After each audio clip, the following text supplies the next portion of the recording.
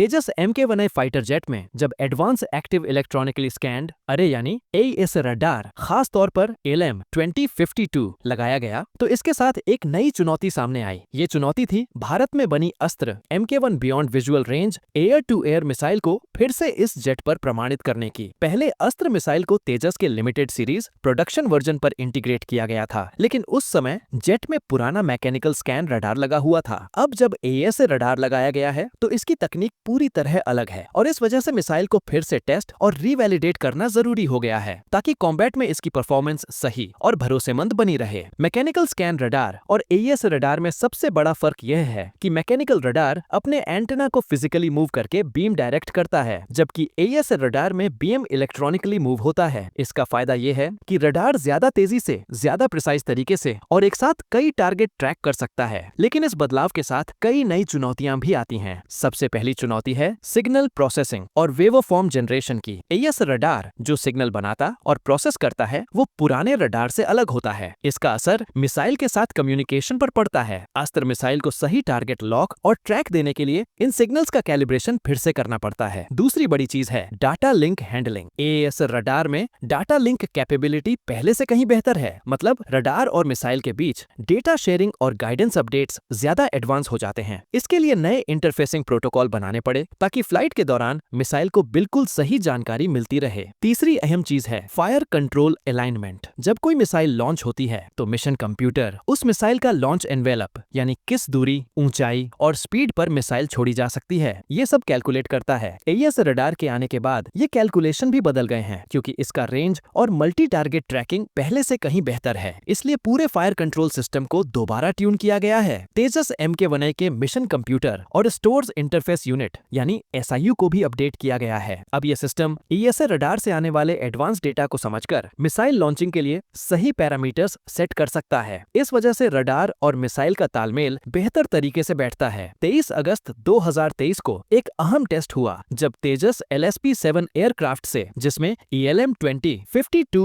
AES radar लगा था, अस्त्र MK-1 को टेस्ट किया गया। इस टेस्ट ने दिखा दिया कि रडार और मिसाइल की बेसिक कंपैटिबिलिटी ठीक से काम कर रही है। डेटा लिंक और शुरुआती इंटरफेसिंग सफल रही। हालांकि ये टेस्ट सिर्फ शुरुआती स्टेप था। पूरी तरह से ऑपरेशनल इंटीग्रेशन के लिए और भी कई टेस्ट बाकी हैं। अब जो टेस्टिंग बची है उसमें सबसे पहले मिसाइल को उसके पूरे ऑपरेशनल एनवेलप पर चेक करना होगा, यानी अलग अलग ऊंचाई, अलग अलग स्पीड और अलग अलग कॉम्बैट सिनेरियो में देखना होगा कि मिसाइल हर स्थिति में भरोसेमंद तरीके से काम करती है या नहीं। इसके अलावा इलेक्ट्रॉनिक काउंटर मेजर्स यानी ECCM को भी ट्यून करना होगा ताकि दुश्मन के जैमिंग सिस्टम के बावजूद मिसाइल और रडार सही तरीके से काम करें। तीसरा और सबसे बड़ा स्टेप है पूरा मिशन कंप्यूटर लॉजिक कपलिंग, यानी मिसाइल का गाइडेंस लॉजिक सीधे जेट के मिशन कंप्यूटर से पूरी तरह जुड़ सके, जिससे लॉन्च से लेकर हिट तक का प्रोसेस पूरी तरह ऑटोमेटेड और स्मूथ हो जाए। अस्त्र मिसाइल भारत की पहली indigenous beyond visual range air to air missile है जिसे DRDO ने डेवलप किया है। इसकी रेंज लगभग 100 किलोमीटर तक मानी जाती है और ये हवा से हवा में मार करने वाली सबसे एडवांस मिसाइलों में गिनी जाती है। जब ये AES रडार से लैस तेजस MK-1A के साथ पूरी तरह इंटीग्रेट हो जाएगी तो इंडियन एयर फोर्स के पास एक ऐसा कॉम्बिनेशन होगा जो न सिर्फ पूरी तरह स्वदेशी है बल्कि लंबी दूरी से भी दुश्मन के एयरक्राफ्ट को खत्म करने में सक्षम होगा। तेजस MK-1A में AES radar, electronic warfare suit, बेहतर एवियोनिक्स और हल्के वजन के साथ ज्यादा हथियार ले जाने की क्षमता है। अस्त्र के साथ इसका इंटीग्रेशन इंडियन एयर फोर्स के लिए गेम चेंजर साबित हो सकता है क्योंकि ये कॉम्बैट सिचुएशन में पायलट को दुश्मन से काफी दूरी बनाकर भी अटैक करने का फायदा देता है। इससे भारत की एयर कॉम्बैट कैपेबिलिटी एक नई ऊंचाई पर पहुंच जाएगी।